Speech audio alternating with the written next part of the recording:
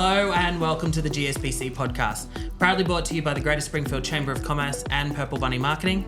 I'm your host, Matt Taylor-Farrington from Purple Bunny Marketing, and today I am joined by Paul Ronis from Periscope Management Consulting.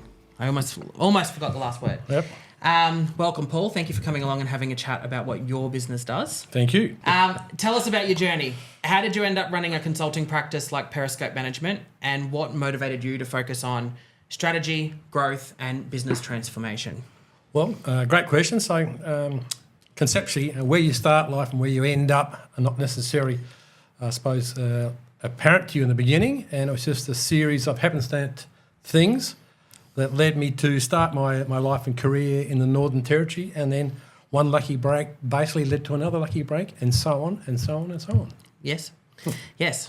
And we actually had a chat a couple of weeks back, and you were telling me about some of your different career moves and things, and it was interesting to hear the different fields that you've worked in. And you've worked in some impressive internationally listed companies, family enterprises and government bodies. What lessons from those major engagements have I guess, surprised you when working with, I guess, comparatively to smaller and local business? Okay, well, once again, it's a great question, but the further you go up the tree in any large organisation, it's always easier to think that it gets sharper, pointier and more brilliant. But the long and short of it is that big organisations aren't as sexy or as well run as you might think they would be. Yes. Okay. So conversely, but looking at the other end of it, big businesses have resources at hand, so they're quite quickly able to focus and draw people into any solutions or any teams. But thereafter, there are wheels within wheels, and quite often organisations can be hot one moment on a particular topic, but then the next month it's another issue. So it can be a caravan of ideas.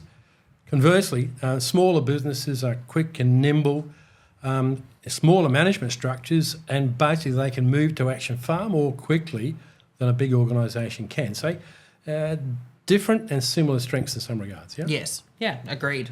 Definitely. All right. So for many business owners in the Greater Springfield and Ipswich region, strategy and consulting may seem distant or high level or not on the forefront of what they do. How do you bring practicality, I guess, and value to business that are right here in the community? Well, the first of which is that I suppose it's a bad old joke, a consultant is a bloke who asks for your watch and then tells you a time along with an invoice. So people are quite often maybe rightfully fearful of consultants, and consultants perhaps are looking for things that they can immediately put a finger on and say, that's wrong, or you need help. That's not always the case. I mean, the fact of the matter is that the data shows in any business, primarily service, that there's probably a 15% minimum area of improvement that can drop through to the bottom line. In manufacturing, is often stated to be far bigger, but the fact of the matter is anybody starting anywhere in a service business could probably find 15%. So it's not about creating a need for yourself. It's really about building trust and rapport with the client to get, I suppose, an ongoing dialogue whereby you've got a safe environment. Yes. Otherwise, people are playing a bit like poker. I'm only revealing certain things to you, and vice versa. So if you have a good, open, honest dialogue, then ordinarily what owners of businesses, owner managers are looking for is someone who's sympathetic but not want to be a social worker, and also not trying to create a need for their services. Yeah, I think I've worked with outside consultants before in different industries, and I think sometimes having just that fresh set of eyes as well, just to kind of look over things. I think sometimes when you're in the trenches and you're doing the day-to-day, you get a bit close to it sometimes. And I think having that consultant come in and maybe open your eyes or just bring a fresh perspective sometimes can just be a bit of a game changer for you. So, all right. What's one of the most common strategic mistakes or blind spots you see among local businesses, and how do you advise them to address it? 80% of business problems are common. Yes. That's a fact of life. So if we work off that basis, then most people identify what needs to be done. Most people can probably put their finger on what strategies, although that word sometimes doesn't come as easily to the lips with business owners, and there's a confusion between strategies and tactics. Yes. But most people get the right idea what they should be doing where most of them fall down is that basically it's the execution. And most businesses will either, it could be the right strategy, wrong time, right strategy. Yes. It could be the fact that they don't properly resource it, and or that they give up their current line of attack too soon. Or don't leave themselves open to suggestions from people with their best interests at heart to say, well, that bit's working, but perhaps you need to tweak it, change something along the way. Yes. And so those are the elements, and it's a difference between addressing something, whether a positive or a negative in terms of opportunity, identifying it, marshalling the resources, where it's time, people or whatever, money, Yes. and then in such a way that you get an outcome which is sustainable. So the idea is to fix something and then move on, fix something and move on. So you're on this ever-increasing, I suppose, climb that you're not having to come back to things that you might have worked on before. Yes. Yes. I call them 1%ers when I'm working with people. I call them always looking for those 1%ers and trying to find those ways and then sustaining that 1% as you grow. In your consulting work, you talk about aligning people, processes and performance. How do you help business leaders achieve that alignment, and what are some of the key signals that things are working? Well, I thought it was a rather clever phrase when I set the business up over 20 years ago, but because people have different tags or monikers to describe what they think the key elements are. But I suppose if you draw it back to the basics, it's about people. Most of us have either got people basically on board, and they are the most valuable yet the most complex resource to manage. Yes. In my past lives, I've done maybe, I think, half a dozen turnarounds of companies that were near terminal. But the thing is, it's about working with the people you got. You can never get perfection in every position. You have to work with what you got, and grow and develop people. But the whole thing is it's about generating trust, generating a safe environment that people can openly contribute, and you should be drawing upon the skills and experiences of your staff. And to the extent that you're saying, okay, we're going to try this, this is the plan, bring people with you to the extent that they can trust you. And I think in the past where I've had exercises, in terms of turnarounds, that people can be quite fearful about whether they're up to it or whether they're going to be for the chop if this means that there's a headcount reduction. So it's about people. I think it's also incumbent upon leaders to basically, there's a degree of vulnerability you need to demonstrate so that you are not all-knowing, all-seeing, or doing, so that you are just one of them. Yes. You are one of them that's been put in this position to hopefully guide them with their assistance. But at the end of the day, you wear the results. Yes. And last of which is that, and probably we don't see this often enough, is that for the boss, more than occasionally say, I got it wrong, or perhaps you were right. It's this admission of humility or the fact that we're all capable of error. Yeah. So that was the people part of it. The performance part, basically, at the end of the day, there's always a number. There is always a number. If it's a listed company, there's always a number. Yes. And that's a sad fact of life. And I can't give the example that perhaps I gave you in a previous occasion, but it does come back to a number because people are tied up to investments, and they have investments, they have superannuation funds, so it needs to be demonstrable. But performance needs to be measured to the extent that even as an owner-manager, there has to be a sensible expectation of return because there's risk in return. You need to be measuring yourself against what's happening in the marketplace so you are not falling behind because then you're at risk. Yes. But you're also not trying to drive an agenda that's quite clearly not sensible. Yes. You can only force march people for so long and then it becomes counterproductive. So in terms of performance, if you have the open discussions up front, what are we facing, whether positive or negative, how might we address it with the limited resources that we have, because no organisation has unlimited resources, so how might we address it? And then, unfortunate turn of phrase, but factoring that into a deliverable number that if you were, as I have been, pressured to declare results or whatever, that you're doing the right thing by the business, right thing by the customers and the right thing by your people. If there's a measured, sensible expectation of return, it usually bodes well. If you don't, and you even set yourself as a target for the owner, managers or investors, it'll end up in tears before bedtime because the emphasis will change and then other bad things follow on. Yes. So the last which we were saying about processes is every business has processes, but the long or short of it is some of them are rather flexible depending on who you're talking to on the day. Yes. And we've had a technique over the past decade is whereby we have something we call member walkthroughs where people from fellow advisory boards will, with the permission of the owner-manager, interview the staff, either on an organised basis or at random.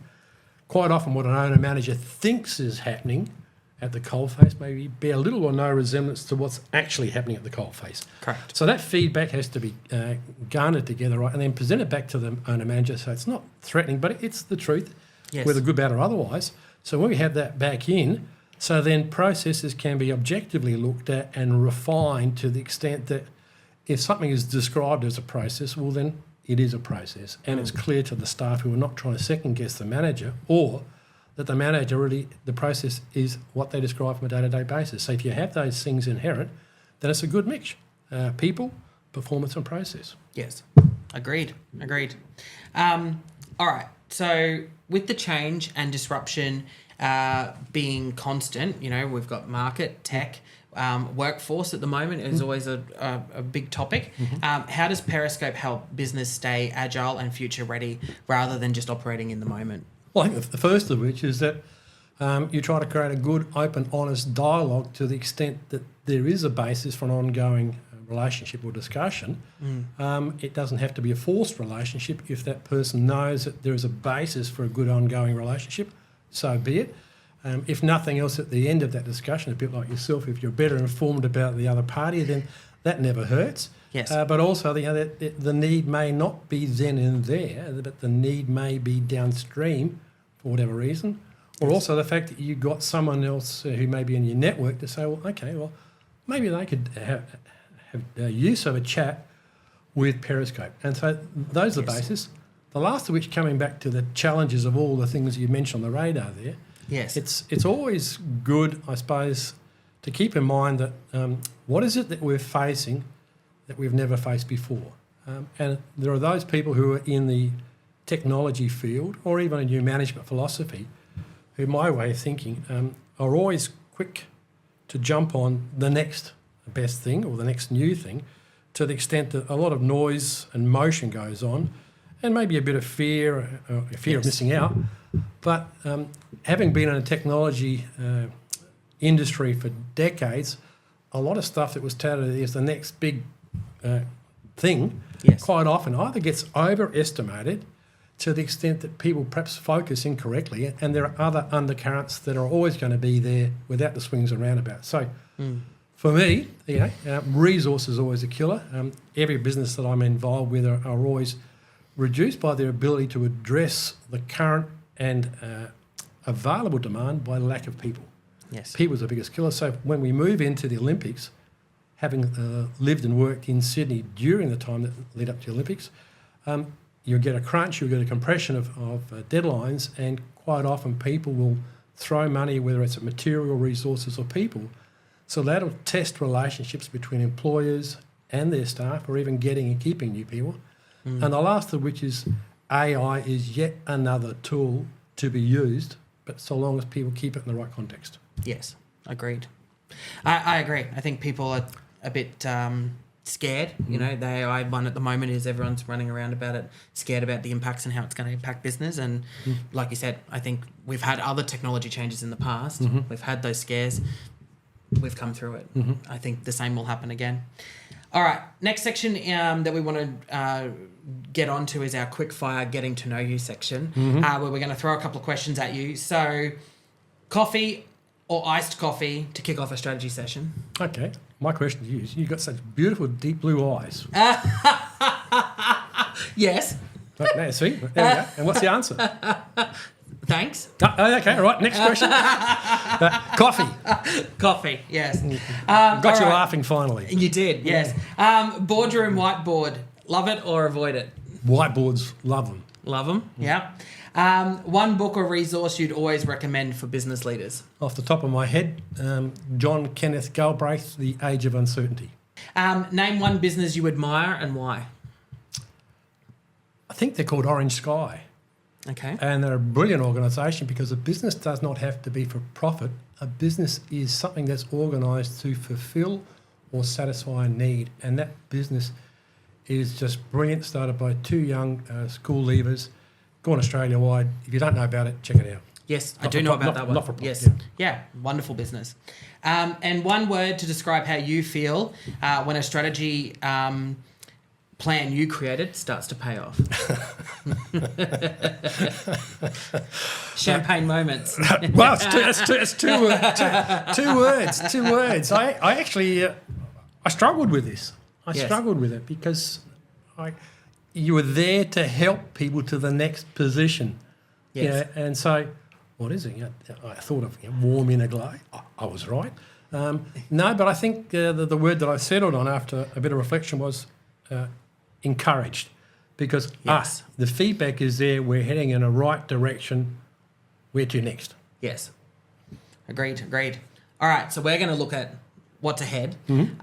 So what trends or shifts are you seeing now that will shape how businesses in our region compete and grow over the next 5 years? I think most businesses in our region, and with the exception of maybe a couple of that come to mind, most businesses in this region, I think, are more tactical. They're really just addressing things as they arise and really trade from day to day. Yep. Well, they say, planning to failure to plan is a plan for failure. Yes. So I think that, whilst a lot of people talk about business plans and strategies and execution, that it's something that's available to everybody. So in terms of what's open to people, well, we're in a zone which I suppose sits in under the Ipswich region, but there's going to be plenty of opportunities.